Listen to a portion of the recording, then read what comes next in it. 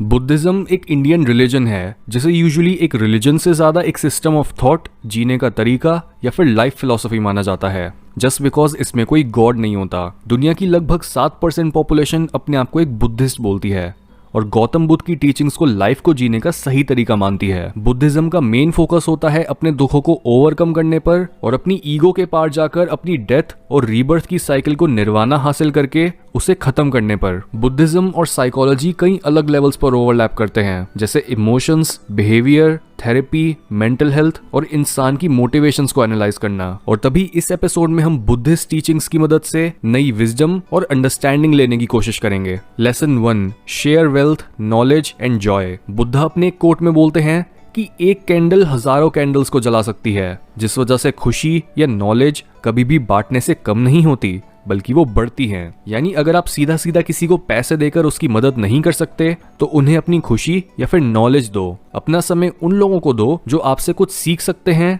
या फिर जो उदास हैं और आपके साथ रहने से खुश हो सकते हैं। क्योंकि बुद्धिज्म बोलता है कि हर इंसान के अंदर ही एक लाइट होती है, तो ये मैटर नहीं करता कि वो कितना लॉस्ट या अंधेरे में है। आप उसकी मदद कर सकते हो उसे अपनी लाइट तक पहुंचाकर और जरा बहुत चिंगारी देकर।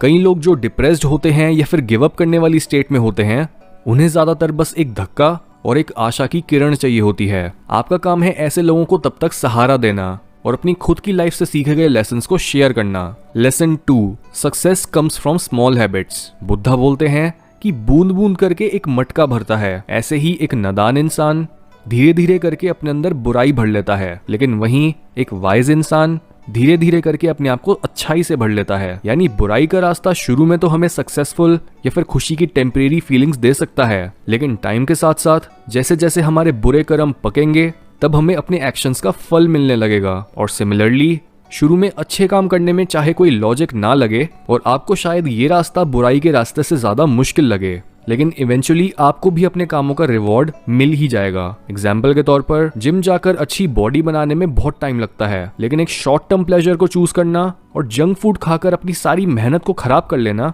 इसमें कोई मेहनत नहीं लगती। दोनों ही रास्ते हमारी रोज की छोटी छोटी हैबिट से बनते हैं, जिन्हें कंसिस्टेंटली परफॉर्म करने से हम अच्छाई या बुराई के पास पहुंचते जाते हैं। इसलिए आप अपनी जो बुरी हैबिट्स को बदलना चाहते हो, उसके लिए छोटे छोटे कदम अच्छी हैबिट्स की तरफ लेना शुरू करो जो आपको लॉन्ग टर्म रिजल्ट्स दें। Lesson 3, anger kills. हमारी लाइफ में ऐसी बहुत सी चीजें और बहुत से लोग होते हैं जो हमारे गुस्से की वजह बनते हैं। कभी हम अपनी गलतियों की वजह से खुद से गुस्सा होते हैं और कभी दूसरों के कुछ कहने या करने की वजह से। लेकिन बुद्धा बोलते हैं कि गुस्से को पकड़े रखना बिल्कुल ऐसा हुआ जैसे आप जहर खुद पी लो, लेकिन आप ये एक्सपेक्ट करो कि उससे मरे कोई और। अगर किसी इंसान ने आपको सालों पहले दुख पहुंचाया लेकिन आप अभी तक उनके लिए अपने अंदर गुस्सा और कड़वाहट भरकर बैठे हो, तो ये चीज आपको ही नुकसान पहुंचाएगी। इसलिए अपने गुस्से को कंट्रोल करो, एक नया माइंडसेट बिल्ड करके, और ये समझ के कि इस गुस्से का नतीजा क्या होगा। अपने दिमाग को पॉजिटिव ख्यालों से भरो और वो बुक्स पढ़ो, गाने सुनो या खुद से बात बोलो जो आपके अंदर गुस्से के बजाय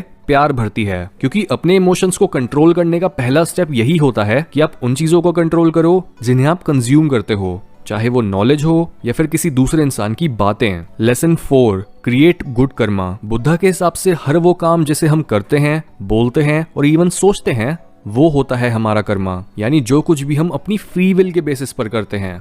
अगर कोई एक्शन आपकी विल से बाहर है तो वो आपका कर्मा नहीं है। फॉर एग्जाम्पल, अगर आपकी लाइफ एक गाड़ी है तो आप जिस डायरेक्शन में स्टीयरिंग को मोड़ोगे, जितनी बार ब्रेक लगाओगे या एक्सेलरेटर पर पैर रखोगे, तो वो सारे एक्शंस मिलकर आपको एक डेस्टिनेशन पर पहुंचाएंगे। और तब हम बोलेंगे कि आप जिस चीज की वजह से वहां पहुंचे वो है आपका कर्मा, क्योंकि आपने अपनी मर्जी से कोई कर्म करे और अब आपको उसके अच्छे या बुरे नतीजों को झेलना होगा। लेकिन हमारा फोकस नतीजों या फिर एंड रिजल्ट पर नहीं, बल्कि बस अच्छे काम करने पर होना चाहिए। और ये पॉसिबल होगा अच्छी इंटेंशंस रखने से।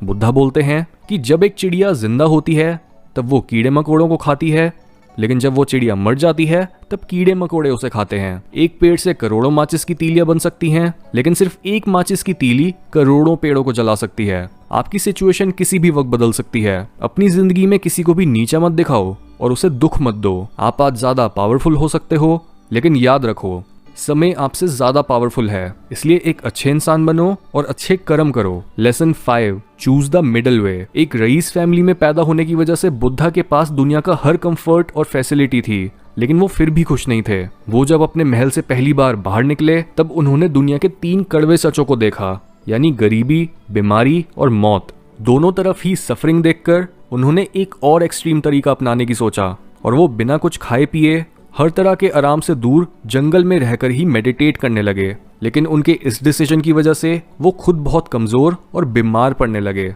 और तब उन्हें समझ आया कि अपनी डिजायर्स को मारना भी सफरिंग से बाहर निकलने का सही रास्ता नहीं है। इसके बजाय हमें बीच का रास्ता अपनाना चाहिए, जिसमें ना तो हम एक्सट्रीम वेल्थ के पीछे भागते हैं और ना ही गरीबी में सेटल कर लेते हैं। हम ना तो इतना ज्यादा खाना खा लेते हैं कि हमें बीमारियां होने लगे और ना ही इतना कम कि हमारे में कमजोरी आने लगे। हमें ना तो इतना सेल्फिश होना चाहिए कि हम दूसरों की नीड्स की कदर ही ना करें और ना ही हमें दूसरों की मदद में इतना मगन हो जाना चाहिए कि हम खुद की हेल्थ को ही भूल जाएं। हर चीज में एक बैलेंस ढूंढो, इसी पॉइंट पर आपको सबसे कम सफरिंग मिलेगी। Lesson 6, be wise and silent. Buddha बोलते हैं कि उन नदियों को ऑब्जर्व करो जो बड़ी चट्टानों और दरारों से लड़कर बहती हैं। वो अपनी छोटी सी जगह पर बहुत शोर मचाती हैं, लेकिन एक समुद्र शांति से बहता है।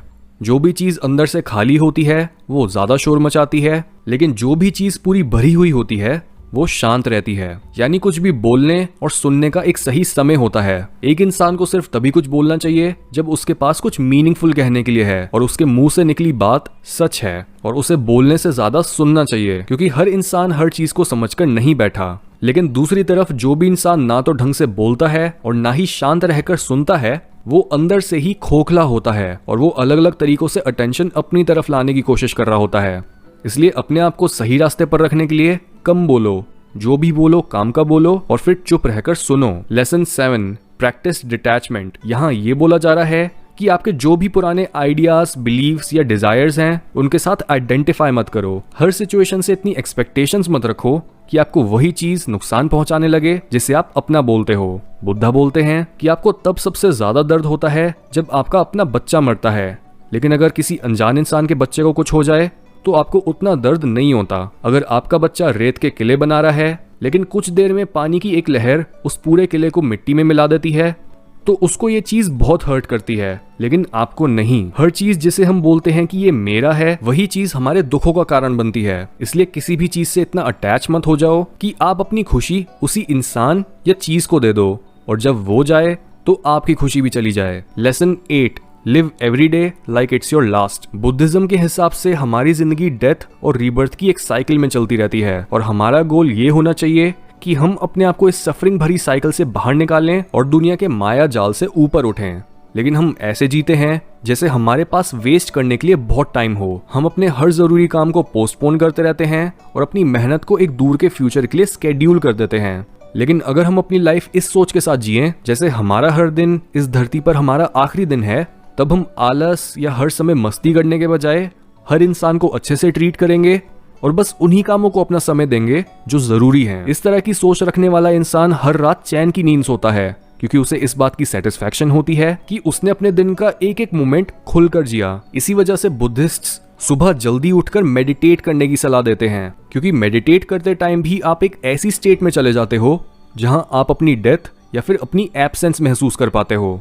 ध्यान लगाते लगाते आप भूल ही जाते हो कि आप हो कौन या फिर आप जिंदा हो। इसलिए इसी अंडरस्टैंडिंग को अपने साथ पूरे दिन रखो और अपने हर काम को माइंडफुल होकर करो। अगर आप कुछ खा रहे हो तो बस खाने पर फोकस करो। अगर आप कुछ पढ़ रहे हो तो डिस्ट्रैक्शंस को हटाकर सिर्फ पढ़ने पर ध्यान दो। अगर आप जॉब करते हो या फिर स्कूल में हो तो वहां भी अपना हर काम अनकॉन्शियसली आधी नींद में बिना किसी फोकस के नहीं बल्कि अपनी पूरी अटेंशन के साथ करो। ये चीज आपको पास्ट और फ्यूचर से दूर हटकर प्रेजेंट मोमेंट में रहना सिखाती है और आपकी सफरिंग को मिनिमाइज करती है।